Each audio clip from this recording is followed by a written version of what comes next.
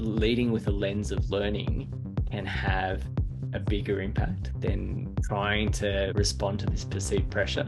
It's that notion of change your thinking, change your life. The heart of the work that I do is helping us reconnect with that kind of inner identity, but also kind of up-leveling the skill set that underpins that. We're talking to Dr. Shyam Barr. He's an assistant professor of learning sciences. He's a consultant, a coach, a speaker, specializing in education. And I actually first was introduced to him at a TED Talk here in Canberra, where he impressed me so deeply with his research and his studies and his promotion of teaching people how to think and looking at how we think and how we learn. I want to thank you so much, Shyam, for coming in and talking with me. I really appreciate it. Thanks, James. It's a pleasure to be here. And wow, what a lovely introduction. What brought you to start to investigate this area of how people learn, and why is it something that matters to you? Yeah, it's a bit of a long story, but I'll try and give you the condensed version. I was reasonably high achiever at school, and what I found was that when I left school, my first year of university was a real struggle. And I didn't transfer my knowledge very well, having had a, relatively long trajectory of high achievement in schools. It was a bit of a shock to the system. And then that pattern actually replayed itself when I entered the profession. So I studied to be a secondary school science teacher. Nice. And in my first year in the profession, what I'd learned through my university degree didn't really transfer very well into my professional practice. That experience was the first seed in really starting to think about myself as a learner. It's not something that I'd really ever had a conversation about. I'd been taught study skills, but I'd never really considered the identity of a learner and what my identity as a learner was. And so as I started to, work in the profession of teaching and learning, I started to learn more about the science of learning. And as I developed that knowledge, I became more and more interested and obsessed with it. So I think the science of learning has had such a profound impact on the way that I live and my experience of the world that now I just think it's something that everyone should, have an understanding of how brains work, how our mind works, our cognition, our thinking. Yeah. If we can wrap our heads around that, it's that notion of change your thinking, change your life. I think it's so powerful if you can grapple with that at a deep level. I like that. When you start to find this thing that resonates and it's valuable, it can do good for the world. A lot of the folks that are in my network, senior executives in the public service, and they're moving around to give them leadership scope and experience across different areas of the public sector. And so part of what I think would really benefit them is some of the stuff that you're teaching about. How do I learn? And even having that awareness of how I individually learn and how can I make that better? Yeah, it's funny, actually. My first ever blog article that I wrote, which is on my website, was about changing paradigms. It was about changing from leadership to learning. And I just found that often there's this pressure to know or have the answers. I don't know whether it's perceived pressure or it's fear, but there is this pressure that you should have the answer. And that actually influences the way we engage in learning behaviors as a leader. And so what I worked really hard on is to rewire the way I was leading and really go into leadership as a learner first and foremost. And that shifted the way that I was leading. It shifted the way my team were experiencing my leadership, but it also shifted the impact we were able to have in the organization that we were working. So I think for leaders, it's almost like reminding ourselves actually that leading with a lens of learning can have a bigger impact than trying to, perhaps respond to this perceived pressure. I'll give you an example to explain what I'm saying, because I do a lot of coaching, and one of my clients was a leader in a school. And I remember observing, her in action, and we would have lots of conversations. And there was a policy in place that had been in place. That was a process essentially. And she was putting that in place with her team, and the team, there was a lot of frustration around it, but she was pushing forward with it. And I could see that frustration. I could see that challenge. And I was questioning my understanding of the policy and the process. So I just said, I actually asked some questions about the position of the policy and whether or not the policy can be changed, because it seems like you're pushing uphill with an old policy. And she said, but that's what's always been done, and that's what it is. And I said, but policies, are designed to be changed and rewritten as times change. But have you considered maybe just asking some questions about the policy and the position of the policy. So she went down that path of just seeking information and seeking understanding. And what she found when she came back and we had our second coaching session, she's like, wow, she's like, my superiors were very flexible and very happy for us to change it. I didn't realize there was so much flexibility. And she said that actually my superiors didn't understand why that policy was in place in the first place. And so there's been this kind of, it was actually the launch pad for a complete like rewrite of that policy and that process, which alleviated a lot of the stress that it was creating for her team. And all it took was some simple help seeking strategies of asking some questions and gaining clarification. And I just thought, had she opted for learner over perceived leader, she may have got to that outcome faster. There's a real power with that whole identity piece. That's a piece that I'm fascinated too. The words we use to describe ourself to ourself, creating our reality of how we interact with the world. And if I'm the leader, I can get caught by that identity versus if I'm the learner or the facilitator or the coach. Yes. Yeah. What if we actually model learning at the forefront? We had to live and breathe learning, and therefore asking questions, gaining clarity was actually part of leading. How would I role model a learning leadership? I'll make two comments in response to that, James, if that's okay.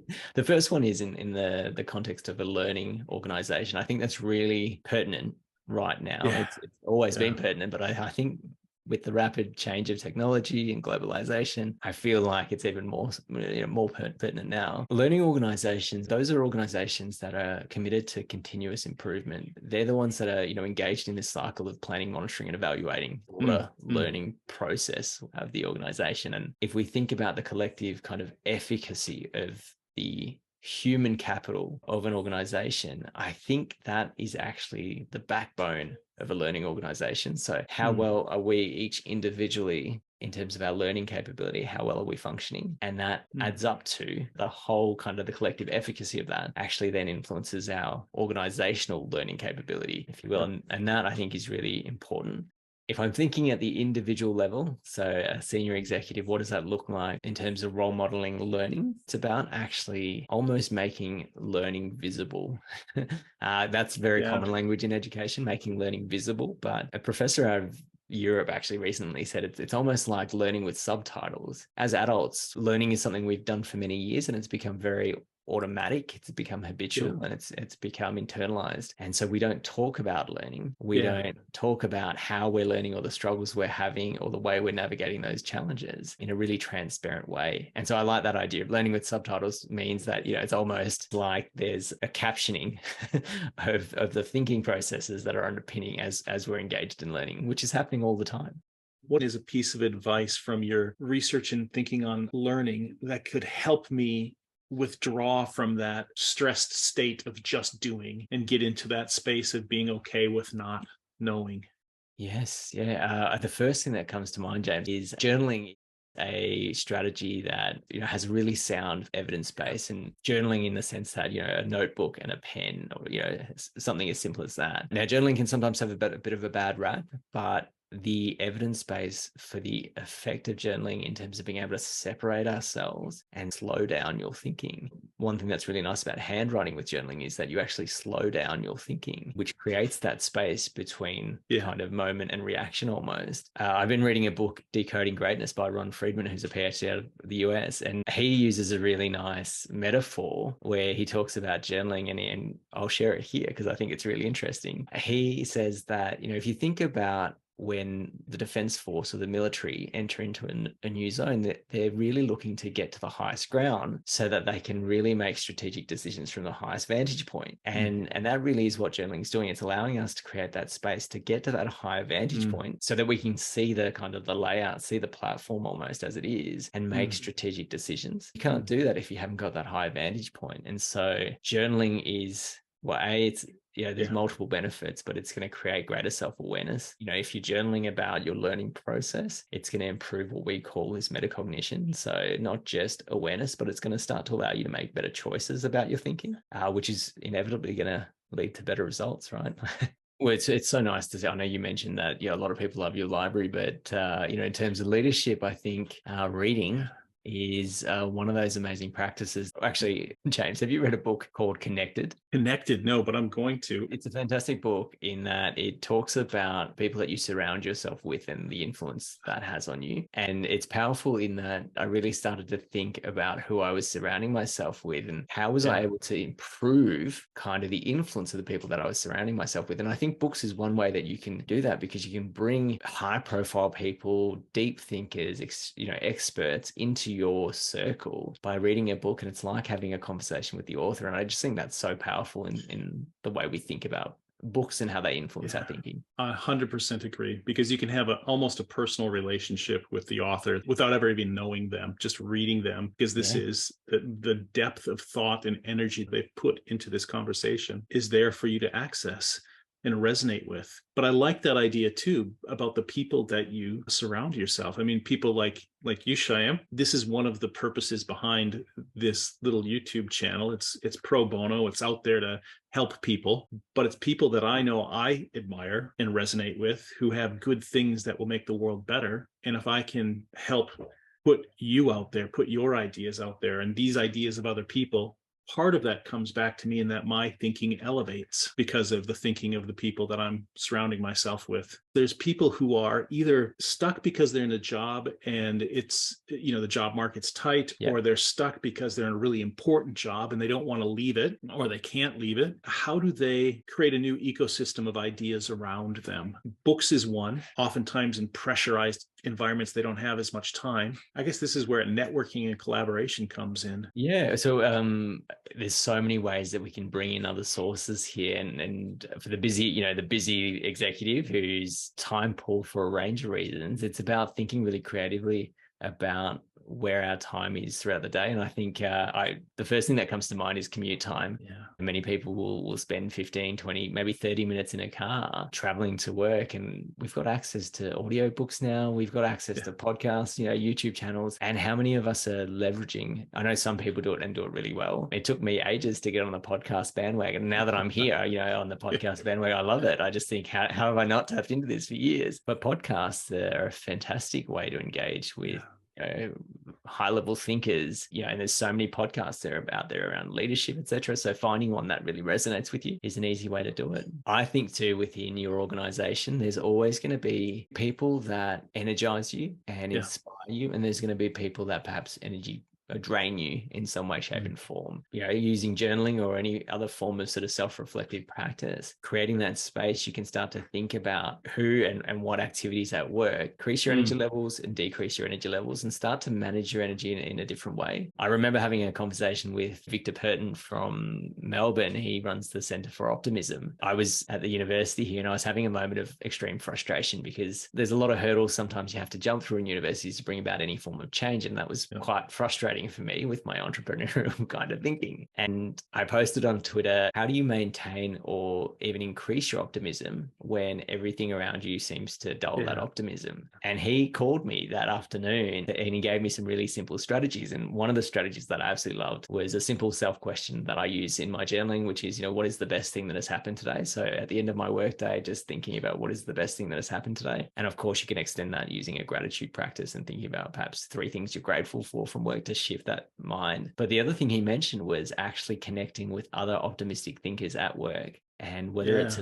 building in a regular coffee catch up, or a network meeting, or a walk to whatever, a walking meeting of some sort, but just making a intentional connection with those optimistic thinkers would help sustain that optimism. And it was, it's such a simple idea. It just takes a little bit of action. I like those things too, because like you say, there's simple ideas, don't take that much effort, but it's just the effort of doing it and breaking out of your old habit. Have you read Immunity to Change?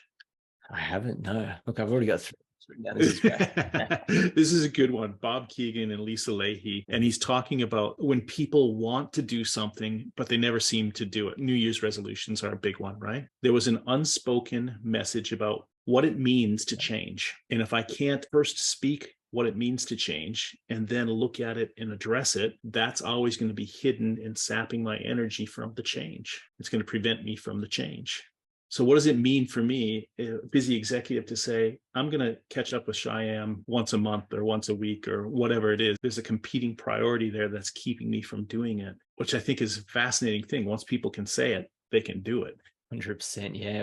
We often in the sort of cognitive psychology realm call it, making thinking explicit. We need to get it out. I've sometimes termed it sort of belief mining, in that, you have to dig deep to get the belief out into the open, because it's only once it becomes explicit, it enters kind of our realm of awareness and consciousness, that we can actually do something with it. And I think as leaders, we need to do that for ourselves, so we can lead better, but we also need to help those that we work with and support. We almost have to act as that mirror for them, use really curated, deep listening skills and carefully crafted questions to help individuals achieve that level of awareness, to say, things that are acting as barriers perhaps to change and innovation, maybe. Well, I imagine journaling then as an activity can help you do that belief mining, that making your thinking explicit in a way that's safe, and that I'm not sharing it with others yet, but I'm sharing it with myself, which is sometimes more difficult in itself. Yeah. And I think, you mentioned meditation practice. I have one, every morning, 15 minutes. It's Brilliant. there's different ways you can do that, but that also allows you to create space between our cognition, what's kind of entering our mind, and what is considered metacognition, that meta level of thinking, where we can actually look at kind of all these thoughts that are entering our mind and go, okay, what of this serves me and what of this isn't serving me well right now? And there you can start to filter that in a way that actually helps you make progress in any way, shape, and form that you wish. I think it enables you to be more responsive and less reactive. Yes. It also allows you to be more discerning and less judgmental, right? Yes. The word intention comes to mind. And I think that comes down to the meditation, because I create that space, and therefore I'm, as you said, less reactive and more responsive. And it creates that habit of being that slowly accumulates. It's like why we do fire evacuation drills. We've walked that path. We know we go down here and over there, and we meet at the quad. And so that if a real fire, we know where to go. The same is true with the meditative practice of learning how to be more responsive versus reactive, learning how to be more discerning versus judgmental. Yes. Because when we're stressed, our habituation is to bring us back to those judgmental, reactive states. But wait a second, I remember how to do this. I can be confronted with a stressful situation and still be discerning, still be responsive. Yes. One of the other things that I'm involved in that just arose in my mind as we were talking there is the Cross-Parliamentary Mindfulness Expert Advisory Committee. It started out of the UK, and what they did was they basically taught the parliamentarians in the UK how to meditate so that they could, in debate, remind themselves to be more discerning, less judgmental, and have more civil discourse. We're bringing that here to Australia. Okay, well, so I think the more we engage in this, what I term self-regulated learning, that sort of conscious and self-aware process of engaging in this kind of regular learning process, and that's using these forms of meditation and journaling, etc., anything that helps create that space between what's happening and your experience of it. There's so much evidence for mindfulness and meditation, both in Eastern and Western cultures now, in terms of research as well. There's studies that have demonstrated that engagement in mindfulness increases our attention regulation. I really think attention is our greatest resource, at least as a human resource. And the better or the more intentional you can be with the way you allocate your attention really fundamentally influences the results that you get. Mindfulness can influence that. And so we can better regulate our attention, but also we can better regulate our emotions. And we know the connection between well-being and learning. And so the better we can regulate our emotions means that we're actually better positioned to learn, process information in any way, shape, and form. And now that we can allocate our attention in a really powerful way, in an intentional way, we can start to direct that to, you use the word discern, towards the things that really matter, to the projects that we really care about, that are best going to serve the people we work with, the organizations we work within, etc. And so attention regulation and emotion regulation are two key benefits of mindfulness. But if we want to go a step further and think about the benefits of engaging in this regular self-aware process of learning, self-regulated learning, studies have shown we see mastery in shorter periods of time. So when you're engaged in that self-aware process of learning, you actually achieve mastery of whatever it is you're trying to learn in a shorter period of time. You get greater cognitive growth, you experience greater self-awareness, and all three things, as simply as they can be, they allow you to make better decisions. And I see, it's like Yeah. micro decisions. If you think about our lives being made up of these miniature Mm, decisions, and if we could just tweak each of those decisions in one way, shape, and form, it's that notion of marginal gains. That if we just made those micro decisions a little bit better today, yeah. tomorrow would be better, and it's going to start to compound and stack up. Yeah. Because I think in terms of, well, if I bring it back to leadership, I use the phrase being respectfully honest. Sometimes as leaders, we have to have tough conversations, not necessarily with the people we work with, but we have to have tough conversations with ourselves. And what I mean by that is being respectfully honest, inwards or outward. That is really important in terms of living with integrity, is about that authenticity. And too many people, I think, as a result of fear, whether it's social acceptance, we say things and do things that don't align with our beliefs and our values and what we actually genuinely think. And so there's this kind of disparity. And that actually is, I think that's where a lot of stress comes from. It's the misalignment between, what we actually think and value and believe and what we actually do. Yeah. And if we can bring those together, it's going to create less stress for us. We're going to feel more in tune, and therefore we're going to be able to live more authentically with greater integrity. It's going to relieve us of that kind of tension that we're experiencing. I think there's a fear maybe that by being honest, we're going to upset people. We're going to upset people that we work with. We'll upset, I don't know, people above us, below us, whoever we work with. I think there's a fear that we might upset people. But actually, what I found through my experience in leadership is that if you work on communicating your honesty with respect, people actually appreciate the honesty. Larry Dressler, he wrote a book called Standing in the Fire, How to Lead High Heat Meetings with Clarity, Calm, and Courage. You'd love it. It's brilliant. Standing in the fire. Write that down. Yeah, awesome. So one of the practices that Dressler talks about is going into a meeting with intentionality, or going into a difficult conversation with intentionality. Whatever it is your intention, the stating of it ahead of time before you go in helps to predispose that outcome. Yes. More often people go in and going, oh, I've got to talk to James and he's going to be a pain in the butt. And, that's going to predispose the outcome of this oppositional energy as opposed to a collaborative, a wase energy. And I think if you're ever unsure what that intention should be, because I think I used to write that in my journal before I'd go into a meeting. Yeah. What's my intention here? And sometimes you're not sure what the intention should be. Yeah. If you've ever entered a meeting or walked on your way to a meeting thinking, I'm not even sure what my intention is. And I think that's where you can fall back on that learner identity and go, it reminds me of Stephen Covey and, seek to understand before being understood. Okay, my intention here is to learn and to ask questions that allow me to gain a deeper understanding of the situation and the problem at hand. Like, you don't have to go in with an intention to solve a problem. You can actually go in with an intention to understand a problem. And that's brilliant. That gives you more data points, right? Yeah. Yep. So if so many people who rise up the hierarchy are ones that have a lot of, I'm going to say, cognitive horsepower. Sometimes they're promoted because of their ability to solve problems, and they do that with data points, right? Well, your ability to access those data points is going to be greater if you're not judgmental, if you're not reactive, if you have an intention to learn. I don't know whether it happens only with sort of those who are at the sort of the top tiers of their understanding. I think it happens with us as adults. Everyone. That we lose that connection with what it means to be a learner. I think that is at the heart of the work that I do, is helping us reconnect with that kind of inner identity, but also kind of up-leveling the skill set that underpins that. What's a good piece of advice for someone who wants to connect with that identity of learner? That's a really good question. The first thing that came to mind when you asked that question was the power of actually digging into the science of learning. And it sounds funny, but I think because as adults, we feel like our learning processes, we've said it before, the sort of habitual and automatic processes have served us to date so far that we've just relied on them, and they're okay. They seem to do what they need to do. And so we just assume that that's where it's at. But actually, when you start to dig deeper into the science of learning, it's almost it's that notion of you don't realize how little you know until you start digging and learning more. And as I started to learn more about the science of learning, I realized how little I actually understood my own learning process. So I'd almost say the first tip would be pick up any book that alludes to the science of learning and start digging into it, because that might just plant the seed, the point of stimulation for an inquiry into understanding how you present, how you live as a learner. What's a thing that would be part of your syllabus of life, something that's made you who you are today and that you might link back to enabling you to be more fully human? You've said some really good things there, and I have to admit that some of the things that you said directly kind of I can connect with and empathize.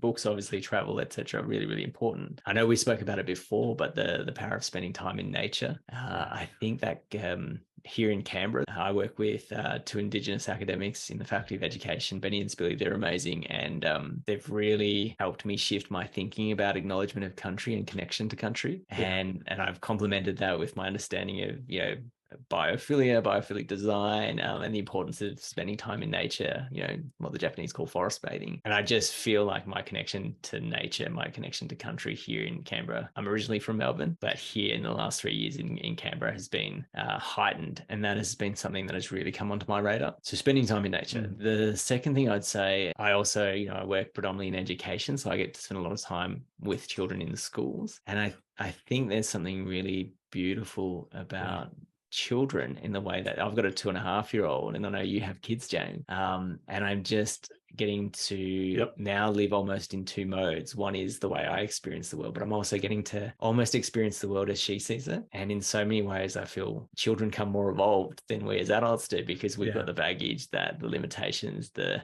hidden beliefs, etc. Whereas they are just beautifully raw in what they say and the way they live. And I think we can learn so much from that. And I think what's really nice about spending time with children or young people is that you're reminded every day about the importance of the future. How do people contact you, Shyam, if they want to learn more about what you're doing, what you're thinking, your speaking engagements, or how to contact you for coaching or for training or helping people learn more about how to learn? How would they contact you? So multiple ways. I'm on social media in multiple ways and shapes and forms. So LinkedIn, Twitter, Instagram, Facebook.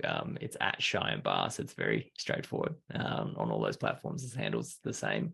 But if you want a more direct route, I think my website, which is just shyambarr.com.au, is the easy way. You can kind of get a sense for the nature of the work that I do, but there's a contact form there that you can contact me on as well.